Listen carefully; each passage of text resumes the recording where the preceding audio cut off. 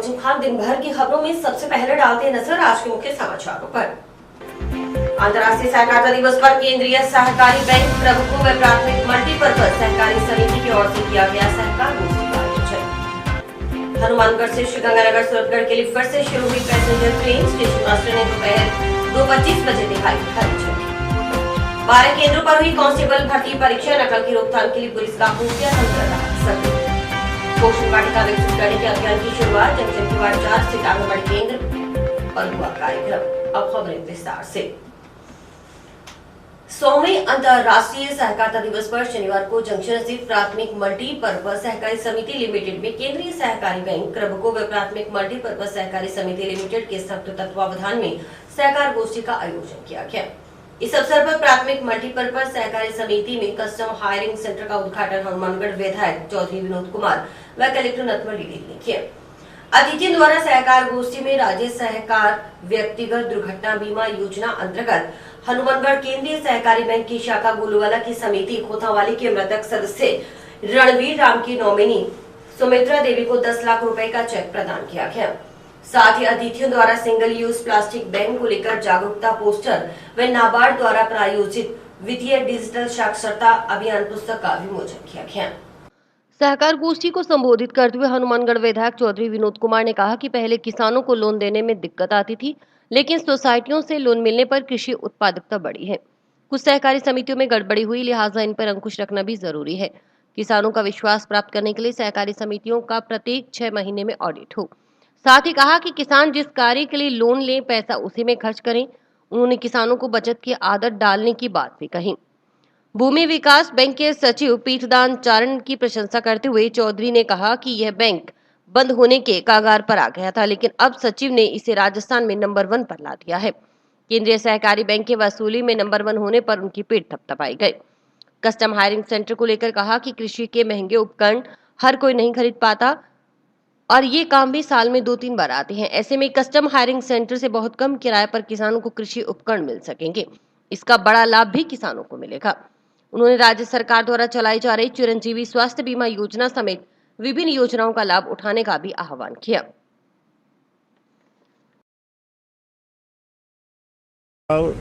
अंतर्राष्ट्रीय सहकार दिवस का 100वां दिन हो। आज सहकार दिवस को प्रचार प्रसार करने वास्ते इन इलाके का सारा जगह सहकार ताऊ सागे जुड़ा है, वह सारा अध्यक्ष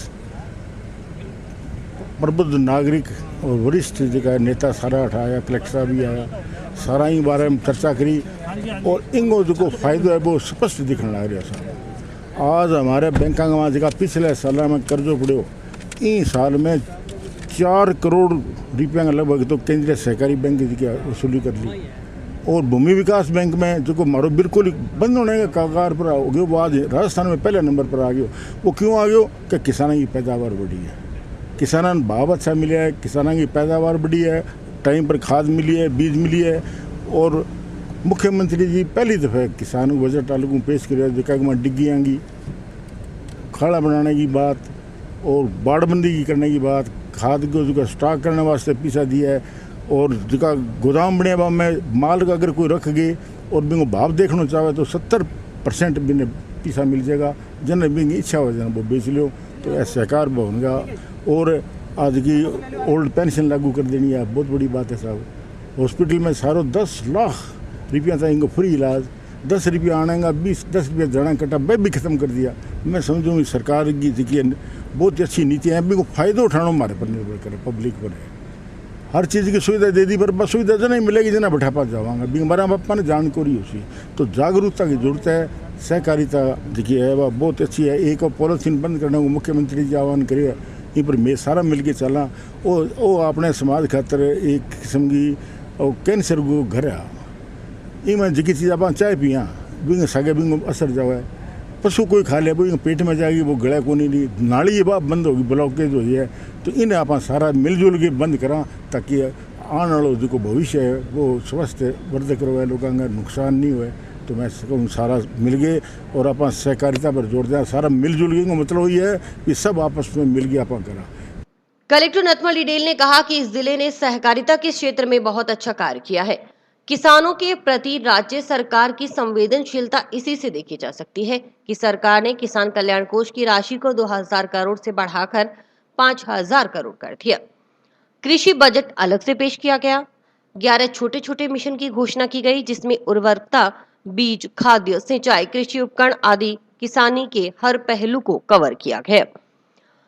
कृषि बजट को प्रत्येक किसान तक पहुंचाने के लिए कार्यशाला की जा रही है। कस्टम हायरिंग सेंटर एक अच्छा कॉन्सेप्ट है, जिससे छोटे किसानों को बड़ा लाभ मिलेगा। डीडेल ने कहा कि मुख्यमंत्री किसान ऊर्जा मित्र योजना के अंतर्गत 46,000 कृषि कनेक्शनों में से 9,000 उपभोक्ताओं के बिल शून्य आए हैं। बिजली बिल में 50 यूनिट मुफ्त बिजली घोषणा के अंतर्गत जिले के करीब 2.5 लाख बिजली उपभोक्ताओं में से 38,000 उपभोक्ताओं के बिल शून्य आए।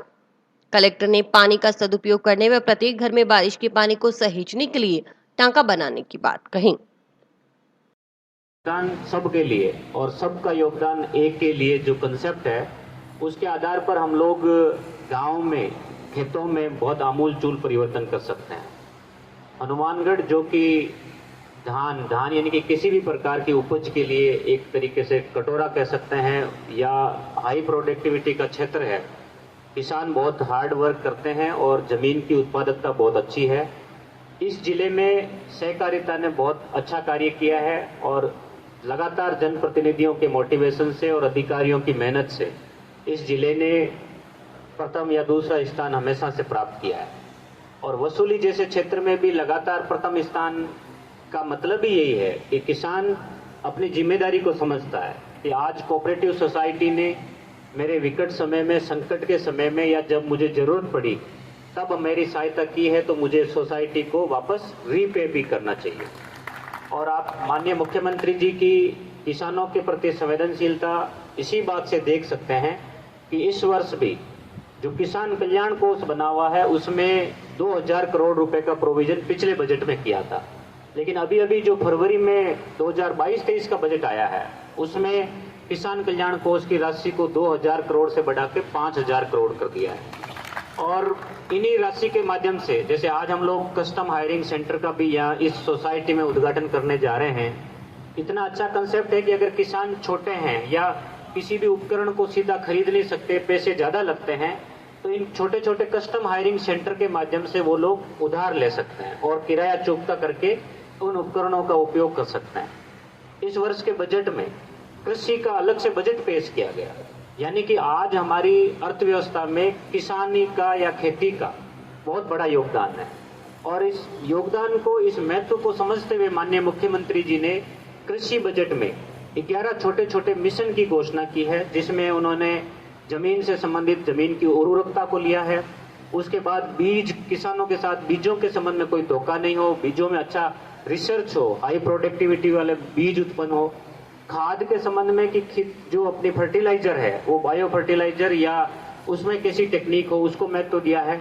उसके बाद इरिगेशन का सवाल आता है, तो माइक्रो इरिगेशन के नए नए साधन, और हमारे यहाँ की सबसे बड़ी जरूरत कि डिग्गी या फार्म पॉन्ड में पैसा देना, फव्वारा सिंचाई, पाइप पे पैसा, सब्सिडी।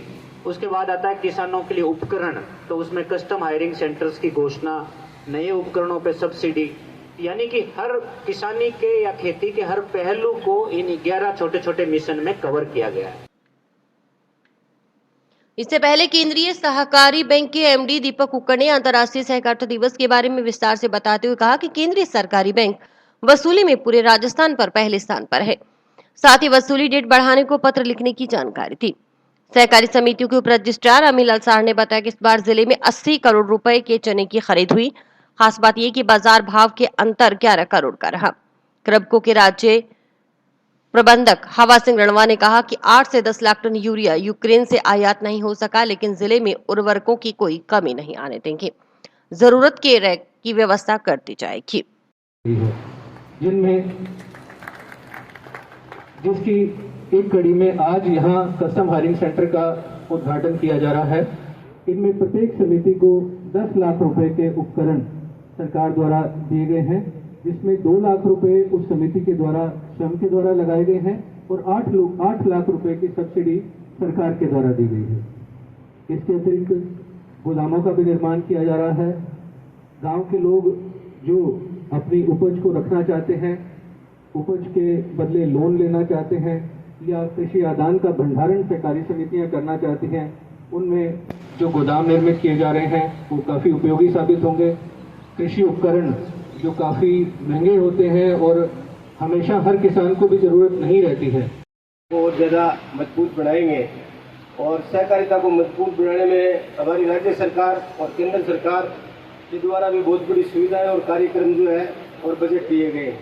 मैं आपकी जानकारी लेना चाहूँगा कि अभी राज्य स्तर पर मुख्यमंत्री महोदय ने सहकारिता के अंदर 2 लाख टन यूरिया और 1 लाख टन DAP क्रय विक्रय एवं गवाम सेवा सहकारी समितियों में अग्रिम भंडारण के लिए संपूर्ण राशि की व्यवस्था की है।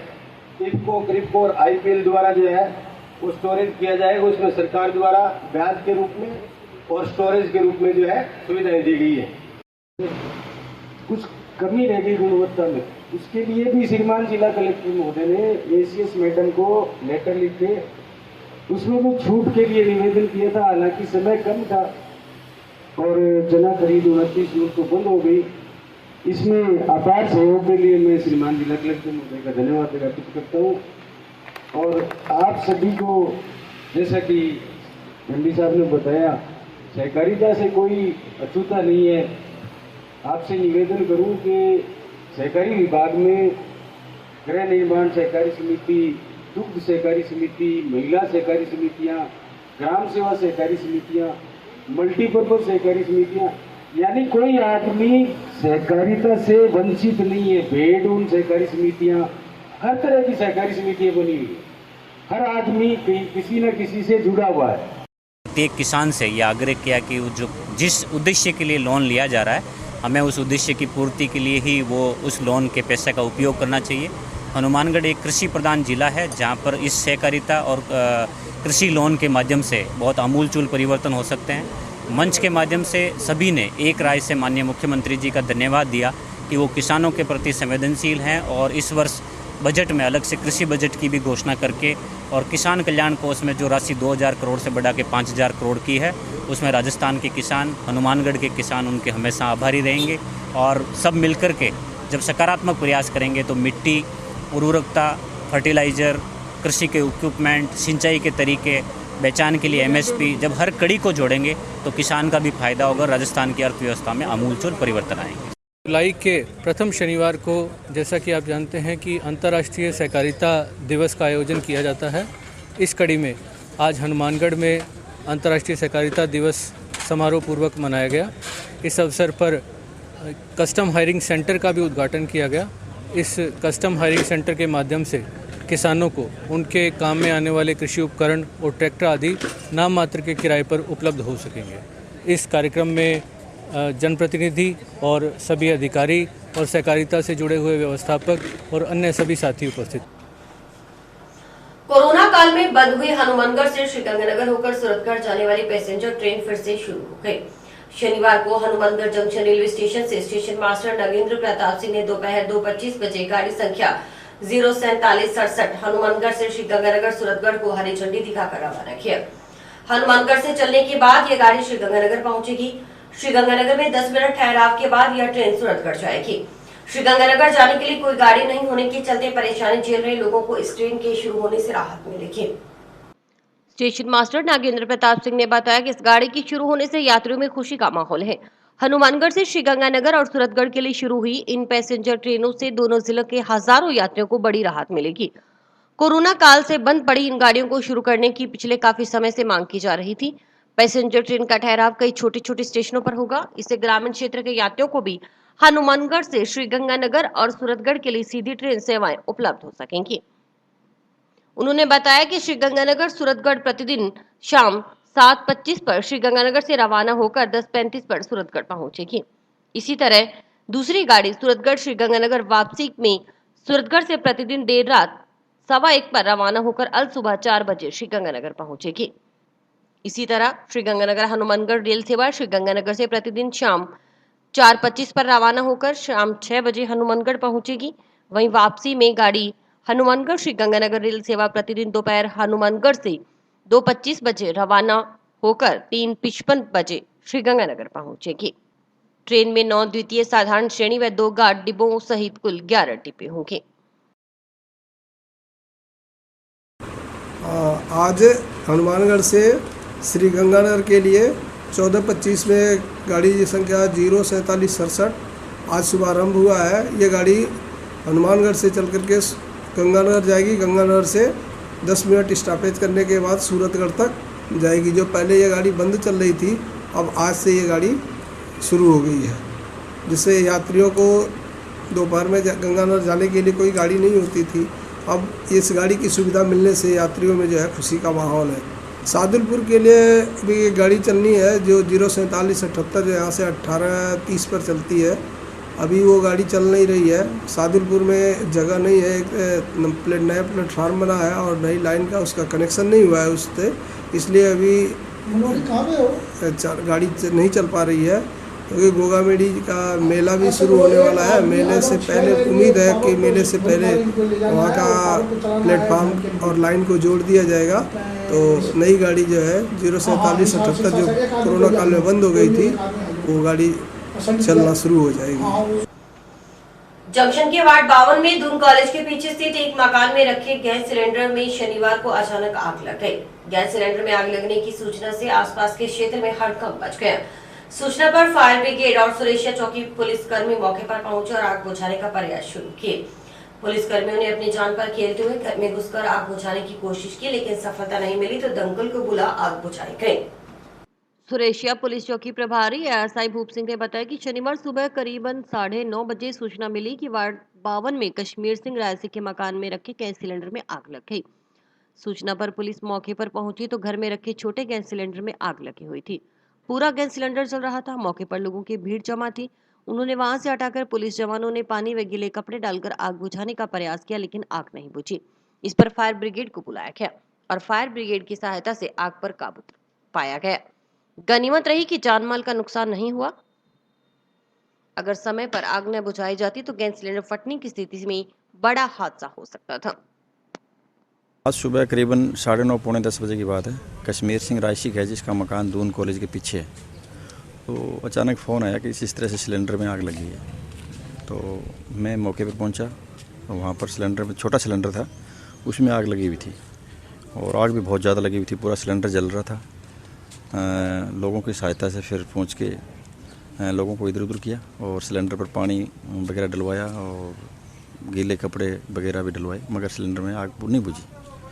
उसके बाद में फायर ब्रिगेड को कॉल किया। फायर ब्रिगेड मौके पर पहुंची। फायर ब्रिगेड की सहायता से आग पे काबू पाया गया। नहीं, इस तरह की कोई जान माल का नुकसान नहीं हुआ और लोग बाग थे, काफ़ी भीड़ हो गई थी, लोगों को इधर उधर कर दिया गया और जान माल का किसी प्रकार का हादसा होने के चांस? यस, बहुत बड़ा हादसा होने का चांस था। अगर सिलेंडर फट जाता तो। आग लगने का कारण क्या बताया? कारण तो कोई औरत खाना बना रही थी और अचानक ही वो आग पकड़ गया सिलेंडर। सबसे पहले अगर इस तरह की कोई घटना हो जाती है तो फर्स्ट, अगर कोई छोटे बच्चे हैं या कोई बुजुर्ग है उनको बाहर निकालो सबसे पहले। उसके बाद में अगर कोई घर में ऐसी चीज़ है जो ज्वलनशील है, जैसे कोई केरोसिन है, डीजल है, पेट्रोल है, तो वो चीज़ें बाहर कर देनी चाहिए तुरंत। और हो सके तो अगर सिलेंडर में जब तक आग कम है तो सिलेंडर को बाहर निकाल देना चाहिए। उसके बाद में उसमें अगर कोई गीला कपड़ा हो तो जहाँ से आग लगी है, जैसे रेगुलेटर के पास आग लगी हुई है तो रेगुलेटर के पास गीला कपड़ा रेगुलेटर पर रख दो। गैस नहीं निकलनी चाहिए। अगर गैस निकलती रहेगी तो आग नहीं बुझेगी और इतना जल्दी सिलेंडर फटेगा भी नहीं, ये बात भी सही है। और सिलेंडर तो बिल्कुल लास्ट के अंदर फटता है। तो थोड़ी बहुत आग हो तो सिलेंडर को बाहर निकालो, खाली जगह ले जाओ और उसमें गीला कपड़ा वगैरह है वो डाल दो जहाँ से गैस निकल रही है, तो आग तुरंत बुझ जाएगी। जंक्शन के वार्ड 4 स्थित आंगनबाड़ी केंद्र वार्ड 3A पर महिला एवं बाल विकास विभाग की ओर से पोषण वाटिका विकसित करने के अभियान की शुरुआत की गई। पोषण वाटिका विकसित करने के कार्य का आगाज वार्ड पार्षद स्वर्ण सिंह की ओर से आंगनबाड़ी केंद्र पर फलदार पौधा लगाकर किया गया। इस दौरान वार्ड पार्षद स्वर्ण सिंह ने विभाग के इस प्रयास की सराहना करते हुए वार्ड वासियों से भी अपने अपने घरों में पोषण वाटिका विकसित करने का आह्वान किया। महिला एवं बाल विकास विभाग के उपनिदेशक प्रवेश कुमार सोलंकी ने बताया कि अनीमिया मुक्त राजस्थान एवं पोषण अभियान के अंतर्गत जिले में स्थित आंगनबाड़ी केंद्रों पर पोषण वाटिकाएं विकसित की जा रही हैं। इसका मुख्य उद्देश्य बिना कीटनाशक व बिना खाद की गुणवत्तापूर्ण फल व सब्जियों का विकास करना है। आंगनबाड़ी केंद्रों पर इस प्रकार के फल व सब्जियां आदि का प्रयोग बच्चों के पोषाहार में किया जाएगा। उन्होंने बताया कि पूरे प्रदेश में अनीमिया मुक्त अभियान के तहत सामने आया कि लोगों में खून की काफी कमी है। इसी के तहत जिले के सभी आंगनबाड़ी केंद्रों पर पोषण वाटिकाएं विकसित की जाएंगी। पोषण वाटिकाओं में वह फलदार वृक्ष और सब्जियां उगाई जाएंगी जिनमें कीटनाशक और खाद का प्रयोग न हो। अंतर्गत पूरे ज़िले में पोषण वाटिकाओं का विकास किया जा रहा है। जैसा कि हम लोग सभी जानते हैं, हमारा राजस्थान में एनीमिया मुक्त कार्यक्रम चल रहा है, जिसके अंतर्गत हमने देखा है कि लोगों में अभी भी एनीमिया की खून की बहुत ज़्यादा कमी है, एनीमिक हैं। और इसी क्रम में हमारा ये मैसेज है, पोषण वाटिकाएं विकसित करके आंगनबाड़ी जिले के समस्त आंगनबाड़ी केंद्रों पर हम पोषण वाटिकाएं विकसित करेंगे, जिसके द्वारा हम लोगों को ये मैसेज देना चाहते हैं कि आप लोग अपने घरों में भी जिस तरह हम आंगनबाड़ी केंद्रों पर पोषण वाटिकाएं विकसित कर रहे हैं, उस तरह अपने घरों में भी विकसित करें। और साथ में जो भी फलदार वृक्ष लगा सकते हैं वो फलदार वृक्ष लगाएं। आजकल मौसम बहुत अच्छा चल रहा है, बरसात का मौसम हो चुका है, इस समय कोई भी वृक्ष लगाया जाएगा वो पनपेगा। तो उसमें जैसे कि हम लोग परंपरागत रूप से अपने घरों में ही सब्जियां और फल यूज़ करते थे, वो कंसेप्ट हम दोबारा लेके आएँ और जितना अधिकतम हो सकता है हम आयरन युक्त जो पोषाहार है उसका हम सेवन करें। पोषण वाटिका के अंतर्गत हम जो छोटे छोटे हमारे घरों में फलदार वृक्ष लग सकते हैं वो लगाते हैं। छोटी छोटी सब्जियां किसी भी तरह की जो सीजनल हों, जो उस सीज़न में होती हों, आपके छोटे मूली, पालक, बैंगन, कुछ भी आप ऐसी चीज़ लगा सकते हैं जिसमें कि हम खाद और पेस्टिसाइड का प्रयोग न करें। हाँ, विभाग द्वारा भी इसके बारे में आदेश निकाले हुए हैं कि समस्त आंगनबाड़ी केंद्रों पर पोषण वाटिकाएं विकसित की जाएंगी। जिले में अभी सभी आंगनबाड़ी केंद्रों पर इतना पर्याप्त स्थान नहीं है। जहाँ पर पर्याप्त स्थान नहीं है उनमें भी हम गमलों के माध्यम से पोषण वाटिकाएं विकसित करने का प्रयास करेंगे। आज वार्ड नंबर 4 में आंगनबाड़ी केंद्र 3A में महिला विकास विभाग आंगनबाड़ी द्वारा जो ये पौधे लगाए जा रहे हैं, जो बिना खाद के और स्प्रे के हैं, पालन पोषण बच्चों के लिए आने वाले टाइम में किसी भी तरह की कोई भी बीमारी ना हो, इसलिए ये विभाग के द्वारा जो आज चालू किया जा रहा है ये बहुत ही सराहनीय कदम है। हम इसकी पूरे डिपार्टमेंट को बधाई देते हैं। मैं भी अपने वार्डवासियों से यही अपील करूंगा कि सभी अपने अपने घरों में ये पोषण वाटिका बनाएं, जिससे कि आने वाले अपने जो बच्चे हैं इनका भविष्य तंदुरुस्त रहे। राजस्थान पुलिस कांस्टेबल भर्ती परीक्षा शनिवार को सभी 12 परीक्षा केंद्रों पर शांतिपूर्ण तरीके से संपन्न हो गई। नकल का कोई मामला सामने नहीं आया है। मई माह में हुई परीक्षा के दौरान एक पारी का पेपर आउट के कारण कांस्टेबल भर्ती परीक्षा शनिवार को दोबारा एक पारी में सुबह हुई। हालांकि परीक्षा के लिए सुबह 8 से 10 बजे तक का समय निर्धारित था, लेकिन परीक्षा निर्धारित समय से करीब 1 घंटा की देरी से शुरू हुई। इस कारण कुछ केंद्रों पर प्रश्न पत्रों का समय पर नहीं पहुंचना रहा। सभी केंद्रों पर प्रश्न पत्र पहुंचने के बाद 8 की जगह 9 बजे एक साथ परीक्षा शुरू की गई। परीक्षा 11 बजे तक चली। नकल की रोकथाम के लिए पुलिस का खुफिया तंत्र सक्रिय रहा। अलग अलग जिलों से परीक्षा देने के लिए यहां अभ्यर्थी पहुंचे। सुबह परीक्षा शुरू होने से पहले परीक्षा केंद्रों के बाहर अभ्यर्थियों की लंबी लाइन देखने को मिली। परीक्षा के लिए जंक्शन व टाउन में 6 केंद्र बनाए गए थे। परीक्षा केंद्रों पर करीबन 350 पुलिसकर्मी तैनात रहे। परीक्षा देने आए अभ्यर्थियों के जूते, चप्पल, बेल्ट, मास्क सभी उतरवाए गए। वहीं महिला अभ्यर्थियों को दुपट्टों के साथ प्रवेश नहीं दिया गया। परीक्षा शुरू होने से 1 घंटा पहले 7 बजे तक ही सेंटर में प्रवेश दिया गया। नियमों के चलते 1 घंटे पहले ही प्रवेश बंद करने का प्रावधान था। ऐसे में कई अभ्यर्थी परीक्षा भी नहीं दे पाए। अभ्यर्थियों ने पुलिस वालों के सामने हाथ जोड़कर प्रार्थना की। रोते बिलखते हुए प्रवेश के अभ्यर्थी प्रार्थना करते हुए भी नजर आए। सभी केंद्रों पर नकल को रोकने के लिए सीसीटीवी कैमरे से निगरानी की गई। इसके साथ ही परीक्षा केंद्रों पर जैमर भी लगाए गए ताकि नकल जैसी घटना न हो। तो राजस्थान पुलिस कांस्टेबल भर्ती का पेपर हुआ है। ये मई में जो पेपर हुआ था वो 14 मई को पेपर हुआ था, वो कैंसिल हो गया था। और अभी ये जो 2 जुलाई को पेपर हुआ है इसमें भी 1 घंटे की देरी से पेपर दिया गया। और जब इसका कारण पूछा गया तो उन्होंने बताया कि जो क्वेश्चन बॉक्स आता है वो कोड के बिना नहीं खुलता और वो कोड नहीं आया है और 1 घंटे देरी से पेपर दिया गया। और काफ़ी सेंटरों पर बताया जा रहा है कि क्वेश्चन बुक खुले भी मिले हैं। और जब स्टाफ से इस बात के बारे में पूछा गया तो सभी ने यही जवाब दिया कि कोड नहीं है, कोड नहीं है। तो पेपर 1 घंटे से देरी से हुआ है। तो ठीक ठाक था, अच्छा ही था। उसमें लगे। क्या देरी से देने की वजह से ना स्टूडेंट थोड़ा कंफ्यूज हो गए थे, लीक वगैरह आउट वगैरह होने के चक्कर में, तो उसमें। हाँ जी, आज जो सेंटर है हनुमानगढ़ एग्ज़ाम था मेरा, और वहाँ पर एग्ज़ाम 1 घंटा लेट शुरू हुआ था।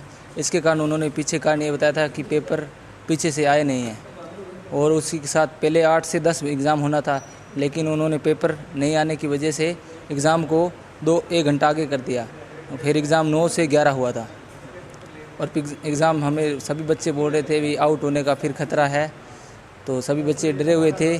फिर उन्होंने जो वहाँ के अधिकारी थे उन्होंने आकर बताया भी कुछ बात नहीं है, वो थोड़ा सा प्रॉब्लम हो गई, इसलिए वहाँ पर एग्ज़ाम ये लेट हो रहा है।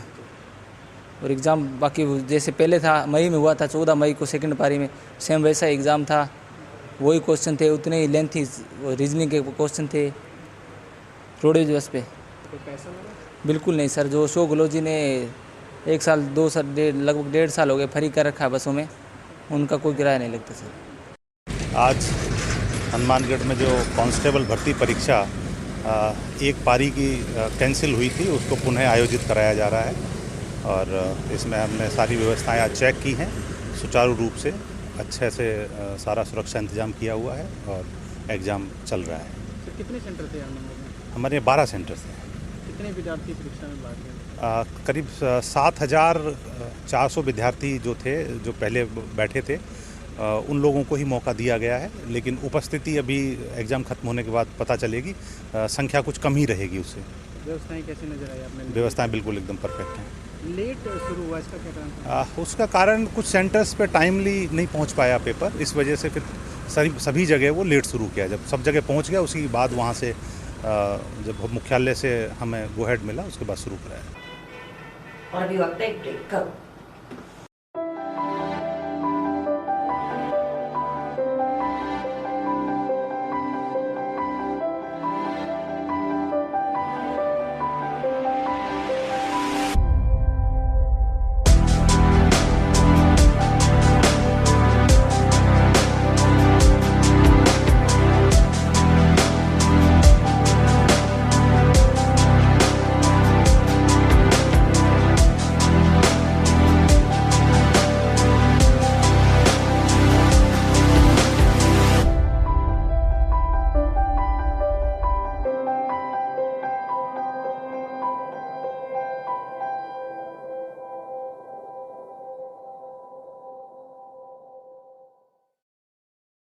जिला उपभोक्ता विवाद प्रतितोष आयोग हनुमानगढ़ ने एक प्रकरण में अपना निर्णय सुनाते हुए जिला शिक्षा अधिकारी हनुमानगढ़ और मुख्य ब्लॉक शिक्षा अधिकारी समग्र शिक्षा टीबी को बीमा की प्रीमियम राशि जमा नहीं करवाने पर 14,306 रुपए अदा करने के आदेश दिए हैं। यह फैसला जिला उपभोक्ता विवाद प्रतितोष आयोग हनुमानगढ़ अध्यक्ष राजेश सिंह शेखावत और सदस्य मधुलिका खत्री की ओर से सुनाया गया। जिला आयोग हनुमानगढ़ में प्रेम कुमार पारिक पुत्र हेतराम जाति ब्राह्मण निवासी हनुमानगढ़ टाउन, जो राजकीय प्राथमिक विद्यालय मेहरवाड़ा टिब्बी में पदस्थापित था, जिसका बीमा का प्रीमियम जिला शिक्षा अधिकारी हनुमानगढ़ प्रारंभिक और मुख्य ब्लॉक अधिकारी टिब्बी और भारतीय जीवन बीमा निगम के विरुद्ध एक विवाद पेश किया कि मेरे वेतन से कटौती की प्रीमियम की, परंतु जीवन बीमा को भुगतान नहीं किया। जिसका परिवाद को सुना और उनके साक्ष्य देखे और शिक्षा अधिकारी की तरफ से कोई खंडन पेश नहीं किया गया कि हमने जो है राशि वहाँ जमा करा दी, जबकि जीवन बीमा निगम के पास राशि जमा नहीं होने से उसको क्षति हुई आर्थिक, मानसिक और शारीरिक, जिसके लिए इनको दोषी मानते हुए जिला शिक्षा अधिकारी को इसके प्रीमियम 15 और 16 की काटी हुई राशि वापस लौटानी 4,308 रुपये और परिवाद व 3,000 रुपये इसको दंडित करते हुए राज्य आयोग में 5,000 रुपये जुर्माने से दंडित किया, जो जमा करवाने होंगे राज्य आयोग में। इसकी सेवा में कमी को दोष को मानते हुए यह समस्त आदेश सुनाया गया, और अगर इस आदेश की पालना 30 दिन में नहीं कर 3 वर्ष की सजा और 1 लाख रुपये जुर्माना का प्रोविजन है। भारतीय स्टेट बैंक की ओर से 67वां स्थापना दिवस मनाया जा रहा है। इसी के तहत पॉलीथीन मुक्त अभियान में सहयोग करते हुए आरसीटी प्रशिक्षण संस्थान पर कपड़े व जूट के थैले बनाने के लिए प्रशिक्षण शिविर की शुरुआत की गई। 10 दिवसीय प्रशिक्षण के बाद प्रशिक्षणार्थियों को स्वरोजगार के साथ साथ दूसरों को इन थैलों को तैयार करने के लिए प्रशिक्षित किया जाएगा।